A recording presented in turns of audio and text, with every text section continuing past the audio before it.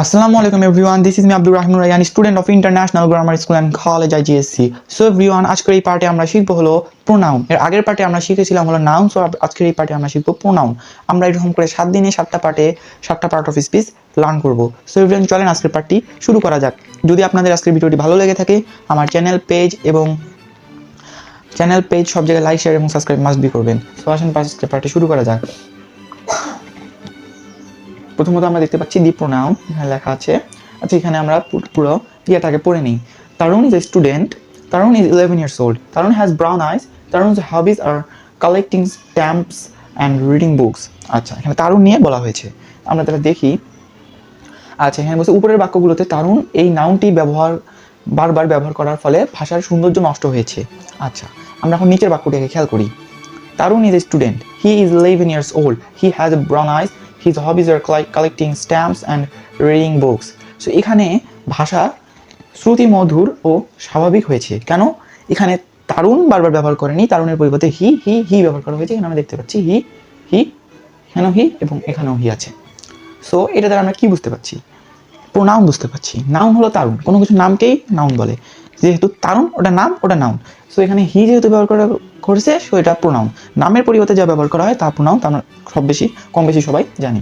So everyone, pronoun তো আমরা জানি কয় প্রকার। প্রোনাউন হলো আমাদের 8 প্রকার। সো আসেন দেখা যাক প্রোনাউন 8 প্রকারের মধ্যে কি কি রয়েছে।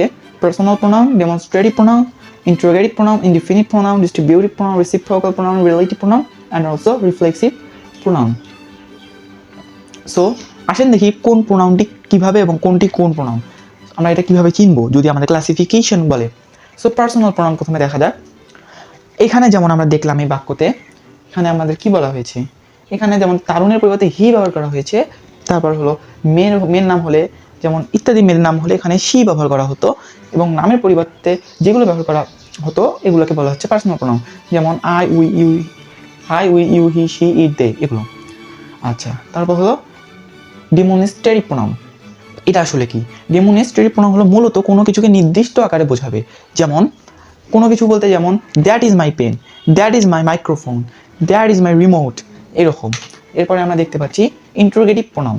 ইন্টারোগেটিভ তো আমরা সবাই কম বেশি চিনি, এটা চেনার কিছু নেই। লাস্টে ইন্টারোগেটিভ মার্ক থাকবে অ্যান্ড প্রশ্ন করবে জাস্ট। তারপরে আমরা দেখতে পাচ্ছি ইনডিফিনিট প্রোনাউন।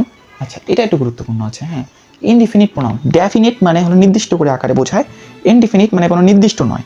যেমন এখানে আমরা দেখতে পাচ্ছি ফিউ, অল্প, নির্দিষ্ট বলে নেই।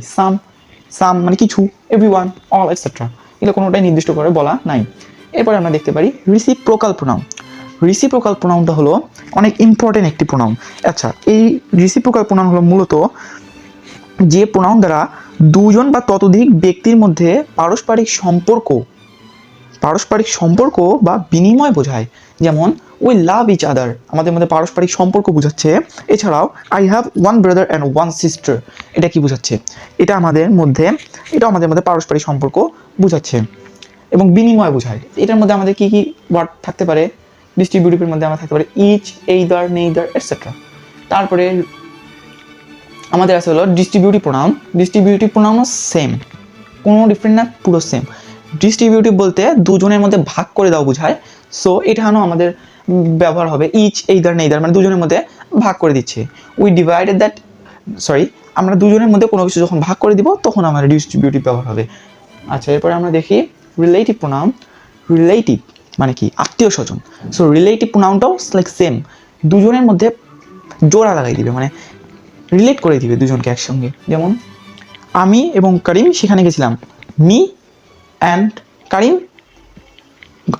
আমি এবং করিম সেখানে না, আমি ভাত খাই কিন্তু করিম ভাত খায় না।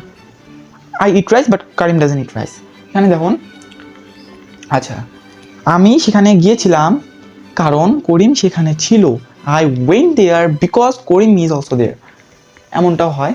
এছাড়াও আমরা দেখতে পাচ্ছি এটা রিলেট করাবে, যেমন হোম, হাউএভার, দ্যাট, এটসেট্রা দিয়ে দ্যাট, এইভাবে এটা রিলেট করাবে। এরপর আসলে রিফ্লেক্সিভ প্রোনাউন। আচ্ছা, রিফ্লেক্সিভ প্রোনাউন কোনো কিছু নাই, বাক্যের শেষে একটা শুধু সেলফ থাকবে, মানে ইট self, himself, it self, our self, etcetera. লাস্টে শুধু সেলফ থাকবে, সব সেলফকেই রিফ্লেক্সিভ বলবে যখন সেটা বাক্যের শেষে থাকবে।